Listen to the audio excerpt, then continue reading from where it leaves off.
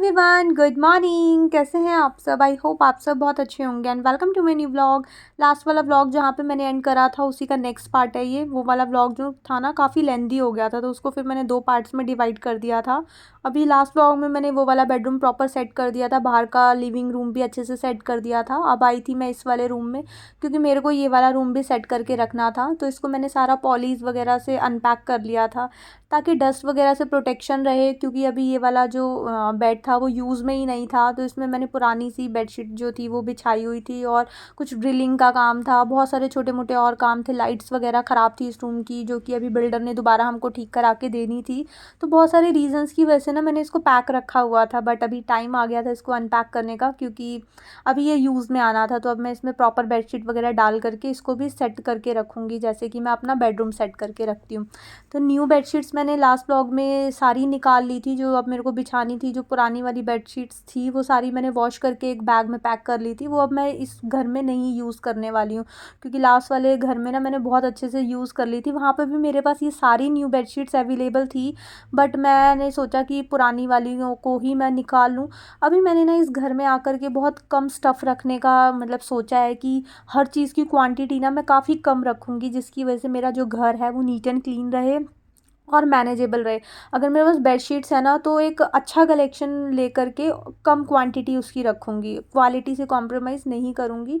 चीज़ों को ना बहुत मिनिमल सा रखूँगी, जैसे क्लॉथ्स होते हैं हमारी डेली वेयर वाले, उनको भी थोड़ा कम रखूँगी। बहुत ज़्यादा क्वांटिटी ना हर चीज़ की भरूँगी नहीं घर पे, नहीं तो फिर स्पेस कम है। अगर मैं चीज़ों को ज़्यादा भरती जाऊँगी तो फिर ना घर बहुत ज़्यादा मेसी लगेगा, और फिर मेसी घर बिल्कुल भी अच्छे नहीं लगते हैं, वो बहुत बैड वाइब्स देते हैं, और जिसकी वजह से ना हम पूरा दिन नेगेटिव और इरिटेट फ्रस्ट्रेट सा फील करते हैं। तो फिर मेरे को सारी चीज़ों को ना थोड़ा मिनिमाइज़ करना है, सारे स्टफ़ को कम करना है। जो अनवांटेड चीज़ें घर में होती हैं ना, उन सबको मैं निकाल दूँगी।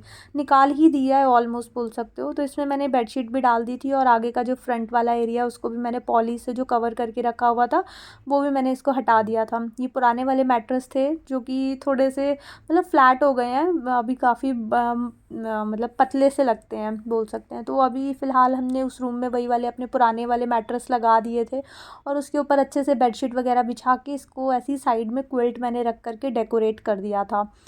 और उसके बाद फिर ये वाले कुशन कवर्स भी न्यू थे, मैंने लास्ट व्लॉग में दिखाया था। सोफ़ा कवर भी मेरे पास न्यू पड़ा हुआ था, पुराने वाला जो सोफ़ा था ना मेरे घर पे, उसी के अकॉर्डिंग मैंने ये सारी चीज़ें ली हुई थी, बट पता नहीं था एट अ टाइम कि सब कुछ चेंज होने वाला है मेरी लाइफ में। तो वो चीज़ें मैं यूज़ ही नहीं कर पाई, बट अभी सोचा है कि कुछ थोड़ा तो यूज़ कर लूँ, और मतलब 1-2 बार यूज़ ज़रूर से करूँगी, क्योंकि एकदम नई चीज़ को इतनी जल्दी ऐसे फेंकने का या फिर डिस्कार्ड करने का ना मन नहीं करता। तो थोड़ा-सा 1-2 बार यूज़ मैं ज़रूर करूँगी, और ये कुशन कवर तो मेरे यूज़ हो जाएँगे, पता नहीं वो सोफ़ा कवर हो पाएगा या नहीं हो पाएगा। तो ये कुशन कवर्स जो थे वो मैंने इस तरह से 2 निकाल लिए थे, पूरा पैक था मेरे पास, 5 का सेट था। तो वो निकाल कर के मैंने इस तरह से मैच करके उस बेडरूम में लगा दिए थे, जो कि अच्छे लग रहे थे। आई थिंक आप बताना कैसे लग रहे थे। उसके बाद अभी मैं होम टूर के लिए घर को सेट कर रही थी, तो कुछ चीज़ें मैंने ऑनलाइन ऑर्डर भी करी हुई थी, जो कि मैंने व्लॉग्स में अपने शेयर नहीं करी थी, क्योंकि मेरे को होम टूर में डायरेक्ट दिखानी थी। तो ये प्लेस मैट था जो कि मैंने मंगवाया था इस सेंटर टेबल पे रखने के लिए, जो कि मेरे को बहुत अच्छा लग रहा था।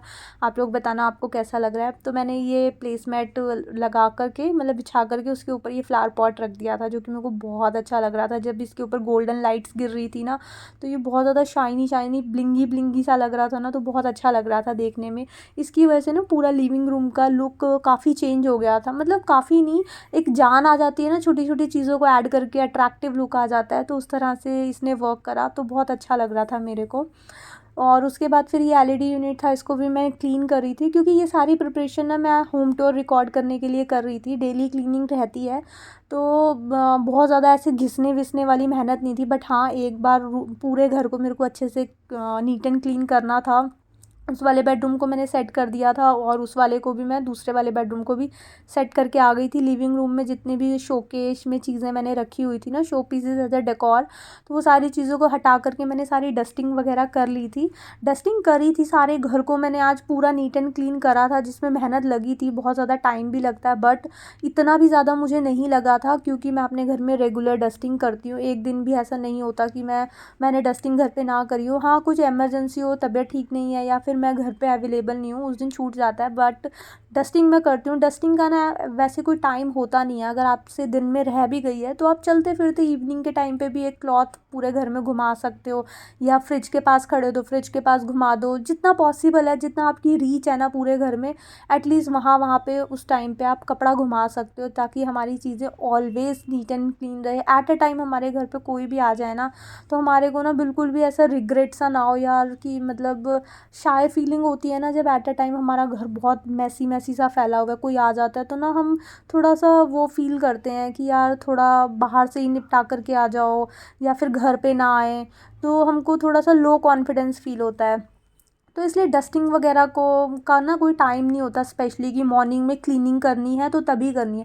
फ्लोर हमारा क्लीन रहता है, हो ही जाता है उस टाइम। और डस्टिंग अगर बाय चांस रह भी गई है तो आप इवनिंग में, आफ्टरनून में, कभी भी जब भी आपको टाइम मिलता है तो डस्ट ही तो हटानी होती है, तो कभी भी हटा सकते हो।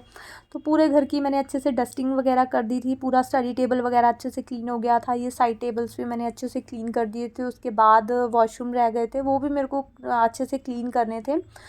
तो वॉशरूम में बारी आई थी तो पहले सबसे पहले बेसिन क्लीन करना होता है, इसको मैं चमका देती हूँ और ये भी बहुत ज़्यादा गंदा होता नहीं है, क्योंकि रेगुलर बेसिस पे इसको भी मैं क्लीन रखती हूँ। मिरर्स वगैरह भी, मिरर्स ना थोड़े से डेली यूज़ होते हैं, तो जैसे फेस वॉश वगैरह हम करते हैं तो उसमें ना छींटे आ जाते हैं, वाटर स्टेन्स आ जाते हैं, तो इसलिए इसको थोड़ा सा मेरे को एक आधा दिन छोड़ करके क्लीन करना होता है। एक दिन जैसे क्लॉथ से कर दिया तो नेक्स्ट डे मेरे को इसको कॉलिन से करना ही करना होता है, नहीं तो फिर वो धीरे धीरे स्टेन्स आने लगेंगे पानी के, तो फिर वो ना जम जाएंगे, फिर चीज़ें पुरानी पुरानी सी लगती है। और नए घर पे मैं कोई भी पुरानी चीज़ हो वो नहीं चाहती हूँ। तो मैंने अच्छे से बेसिन वगैरह क्लीन कर दिया था। उसके बाद बारी आई थी फ्लोर को क्लीन करने के लिए।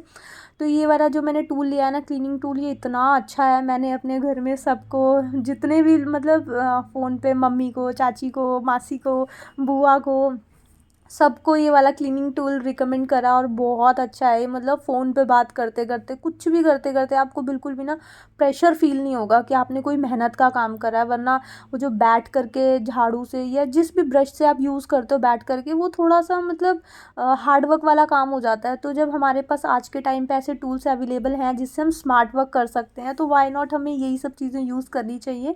और ये बहुत ज़्यादा कॉस्टली भी नहीं है, 150 रुपीज़ का तो नॉर्मल हम कोई भी क्लीनिंग ब्रश लाते हैं तो इतने का आता है। और ये वाला मैंने पुराने वाले घर पे जब रहते थे ना, तो नीचे ही गली में ऐसे कोई सेल करने के लिए आते थे भैया, जो झाड़ू पोछा मतलब क्लीनिंग टूल्स जिनके पास होता था, तो मैंने ये 200 का लिया था।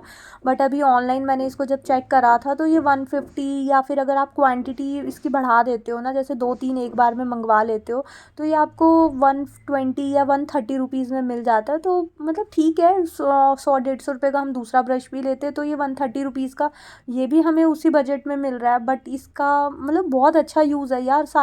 हम सारी स्कार्टिंग्स वगैरह भी इससे अच्छे से क्लीन करते हैं। नॉर्मल जो हम ब्रशेज़ वगैरह यूज़ करते हैं ना, उससे अच्छे से स्कार्टिंग्स क्लीन नहीं हो पाती, और अगर होती भी हैं तो उसमें हमें बहुत मेहनत करनी पड़ती है। तो ये बहुत बढ़िया ब्रश मेरे को लगता है, और जिसको भी मैंने रिकमेंड करा ना, सब बहुत हैप्पी हैं। उसके बाद सारे अच्छे से वाइपर से वाइप कर लिया था मैंने वाटर, जो भी वॉशिंग के लिए वॉश करा था मैंने फ्लोर। उसके बाद चली गई थी यहाँ पे लाइट, और मैंने मोबाइल की जो पीछे फ्लैश लाइट होती है ना, उसी से ही मैंने थोड़ा सा रिकॉर्ड करा। सारी क्लीनिंग करने के बाद जो भी मैंने वॉश वगैरह करा था ना, उसके बाद मेरे को ड्राई करनी होती है सारी सैनिटरी को। तो उस वाले वॉशरूम की सारी सैनिटरी मैं ड्राई करके आ गई थी। उसके बाद मेरे को सेकंड वाला वॉशरूम जो था उसको क्लीन करा मैंने, और लाइट नहीं थी तो उस व्लॉग को फिर मैंने वहीं छोड़ दिया।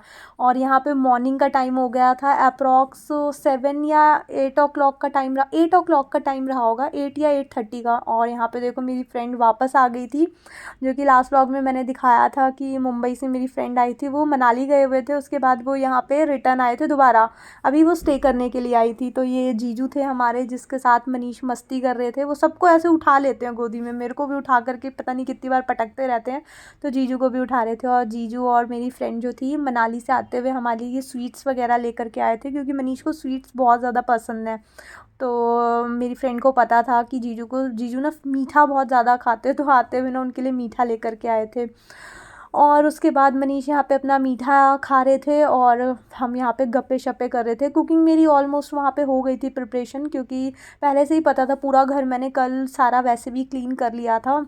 इसीलिए मेरे को मेरी फ्रेंड ने आना था, इसलिए मैंने सेकंड बेडरूम को भी अच्छे से सेट वेट कर दिया था। और उस रूम का श्री गणेश भी हो गया था, मतलब उसका ओपनिंग हो गई थी रूम की कि अब वो दोबारा से यूज़ में आएगा। सबसे फर्स्ट गेस्ट मेरी फ्रेंड थी जिसके लिए मैंने वो रूम रेडी करा था, अब वो प्रॉपर वैसे ही यूज़ होगा जैसे मेरा बेडरूम यूज़ होता था। उसके बाद आज खाने में मैंने बनाया था राजमा राइस। मॉर्निंग में जब आए थे ना, एक बार टी बन चुकी थी, उसके बाद यहाँ पे राजमा वगैरह मैंने रात को सोख करके रखे थे, तो इनके आते हुए ही मैंने बॉईल वगैरह कर लिए थे। साथ जैसे बातें करते करते ओपन किचन के ना काफ़ी सारे बेनिफिट्स होते हैं।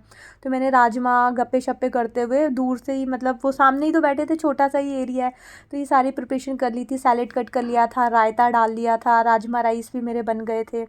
फिर उसके बाद फ्रेंड गई थी नहाने के लिए, इशिता नेम है, तो मीशू ब्लॉग नाम से उसका चैनल भी आप जा कर के देख सकते हैं। बहुत अच्छे अच्छे ब्लॉग्स बनाती है, आपको बहुत मज़ा आएगा देख करके। तो इशिता गई थी अभी नहाने के लिए, उसके बाद जीजू यहाँ पे फ्रेशन अप वगैरह होकर के आ गए थे, नहा धो करके। और मनीष भी यहाँ पे नहा चुके थे। मनीष को निकलना था ऑफिस के लिए, नहीं आज संडे था। नहीं, मनीष को ऑफिस के लिए निकलना था उस दिन, सैटरडे था आई थिंक।